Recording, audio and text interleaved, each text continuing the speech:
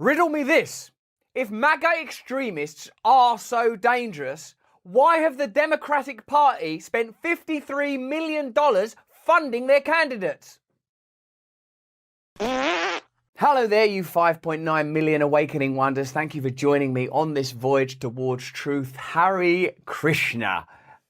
Assalamu alaikum. Hallelujah.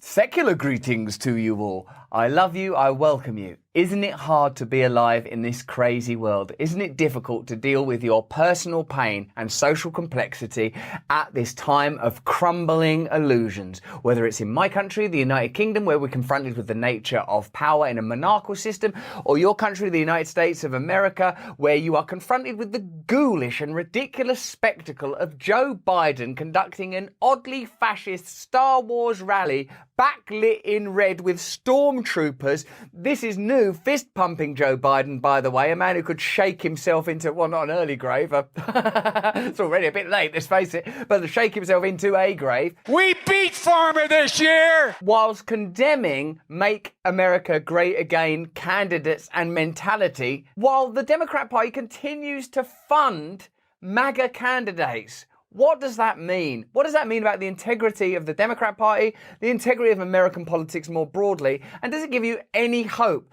that there's anyone out there that's fighting for you, for your rights, for your family, for you as an individual, for your community? Forget your individual and collective personal and political views. The system doesn't care about anything, it seems. It's a bundle of self-sustaining hypocrisy. We must be honest with each other. Yes, we must be honest with each other. Let's start there. As primary season comes to a close, Democrats have spent more than $53 million to boost far-right Republican primary candidates in 9 key states as part of a publicly screaming about the threat posed to the US by such would-be office holders. Now, even if you take this in the most optimistic way, and this is it as far as I can see, let me know in the comments below if you can think of a more optimistic one. The Democrats believe really sincerely in their policies and their ideology. They believe they must be in power in order to save America, and therefore funding far-right candidates in order to create a worse perception of the Republican Party and therefore beat them is the best thing to do. But while I find myself trying to unpack and unravel that ridiculous web, I find myself thinking, surely it's easier and better to just genuinely, transparently, and overtly represent the public. In some races, Democrats have spent more than 30 times what the GOP candidates were able to scrape together themselves, according to Washington Post analysis. We only spent 30 times what the actual parties spent. 30! Too much of what's happening in our country today is not normal. I'll give you an example of not normal. Funding what you call far-right MAGA candidates in order to alter the perception of the Republican Party, while giving this wacky, weird speech, while continually engaging in dishonest rhetoric that lacks authenticity and integrity. Whatever this isn't what politics should be. This cannot be the vision of the Founding Fathers. And I bet the vision of the Founding Fathers has problems when it comes to the complexity of an evolving society and changing perceptions around race and people's rights and, like, you know, abolition. Let's take one bloody example. But even with all those caveats, do you think that they ever imagined, let's get away from this married monarchy in Britain and then let's just set up a thing where we fund the bad candidates in the other party? It's just become a mad joke. It's a spectacle. It's an illusion. That's why this visual image is so informative, because there's nothing real about it. And certainly, I don't think you can condemn anyone for anything when the best you're offering them are show trials, spectacles, empty rhetoric, and forgetful handshakes, and an inability to make your way gently down a staircase.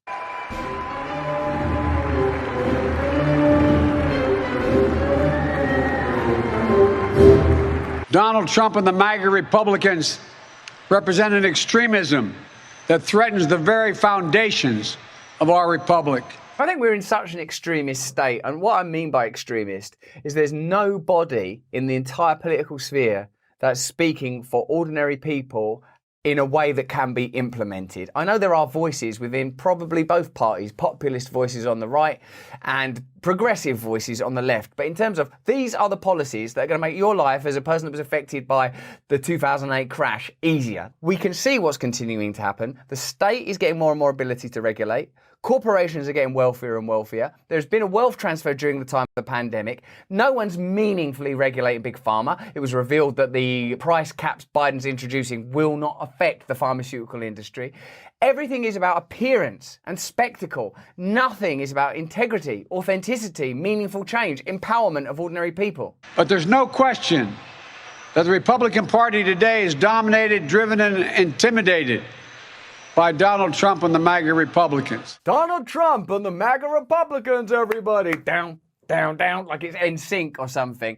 Like, it's been said, hasn't it, before, that the Democrat Party's best weapon is the divisiveness of a figure like Trump, and now Trump isn't at the forefront of American political life, although some say he might stand in 2024 if the FBI investigations ultimately permit that. The fear of a kind of demonic Republican Party is valuable for galvanizing and mobilizing the traditional Democrat core.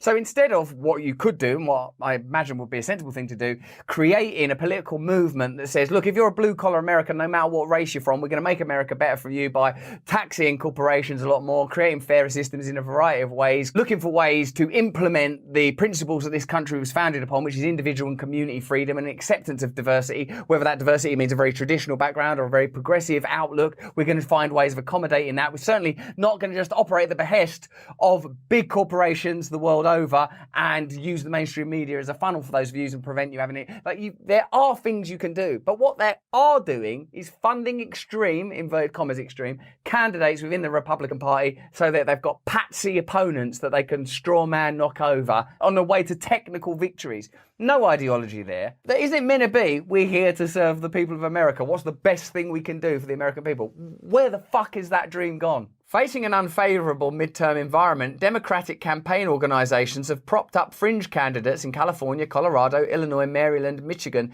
Nevada, New Hampshire, Pennsylvania and Virginia. But otherwise okay? Betting that their chosen contender will be easier to beat in November. Most of the money has been used to fund TV commercials, tout the candidates' hardline anti-abortion views and support for former President Donald Trump's claim that the 2020 president voter fraud. Dividing people at a time when every sensible person talks about ways of bringing people together is unconscionable, I think. Making the situation seem worse. Stoking fear. There's no doubt there's racism. There's no doubt there's bigotry. Don't make it worse, make it better. Work to create a society where people say, look, you're different from one another, but can you leave one another alone? Can we find ways of loving one another? Can you accept that within one single family, you're going to find people with all sorts of different ways of being human? Can we get beyond this and actually start focusing on what the real problem is? Centralized establishment, elite power that does not afford real democracy to ordinary people. No, we can't focus on that because otherwise it would fuck up our gig. In all, Democratic campaigns or outside groups have interfered in 13 primary races across the 9 states. In at least 7 of those nominating battles, Democrats have outspent their preferred candidate. So the Democrats are spending more money on the Republican Party than the Republican Party. So when I say things to you like these two parties are the same, they support one another, it doesn't make any difference. Here's a quite concrete example of that. Joe Biden on a stage as if he's giving out medals to Chewbacca and Princess Leia. Meanwhile, his own party is funding the very thing that he's condemning as the biggest problem in the country. That's like finding out that Darth Vader was being funded by Princess Leia. And don't tell me that's true. Ewok! Democratic Congressional Campaign Committee Chairman Sean Patrick Maloney insisted last month that the organisation had been doing our job by meddling in Republican primaries. What kind of job is that, though? What does that mean? Let's turn to someone that will guide us and help us. The Vice President. Not the most powerful person in the country. We've seen that guy. I've given up on him. Let's move now to the second most powerful person. Vice President Kamala Harris. Is the Democratic Party making a mistake here by those people could win if you're not careful? I mean, listen, I'm not going to tell people how to run their campaigns. I ran in terms of statewide office. Would you have done this? Would you have done this? Is this something you'd be comfortable with? I'm not going to tell people how to run their campaigns, Chuck. Wow, that's a professional politician that won't condemn a practice that is at best ridiculous and at worst nullifying the entire point of the democracy that she purports to be a part of. And I know that it is best to let a candidate, along with their advisors. It's not like toddlers having a fight and you don't know how to intervene. Well, just let these campaigns and these Congress people solve their own. They're not children. This is meant to be a political system that's about integrity and faith. You should read some of the things that are written behind them when they're campaigning, like from the Constitution. They should read some of the pledges. They should read the things that are on police badges, protection and service and values and God bless America. What does any of it mean if this is the reality? Can we extract ourselves from this parasite mind we've been invited to participate in and see the truth of our political systems? Is it possible for us to awaken? Is it possible for us to truly imagine new systems, new versions of ourselves, new versions of the United Kingdom, new versions of America? Or are we all just too drained and weary now? Let them make the decision based on what they believe is in the best interest of their state. It's not in the best interest of their state. It's in the best interest of the Democrat Party and the Democratic Party's ongoing relationships with lobbyists and corporate funders. That's what it is. You know that by now. You told us. You have helped educate us about your political systems. You've helped us to understand better what's going on in America and the degree of corruption that's prevalent and presented as normal, not even embarrassing and shameful. It's possible for Joe Biden to stand there backlit like the emperor and say that fascism's a bad thing. Fascism, by his own definition, that he and his party are funding. If that's not a hypocritical system, I don't know what is. And maybe I don't know what is. Let me know in the comments below what you think. Give this video a thumbs up. Turn on the notification bell so that we can slip by the algorithm right into your mind. If we ain't pinging on your phone, you ain't gonna get to know what we believe in. And we believe in what you believe in. That's the truth. Watch either one of those videos if you want to. Sign up to my mailing list right now, and then we can tell you exactly what we're doing and about some pretty big moves that we're making soon. More important than any of that is that you please stay free.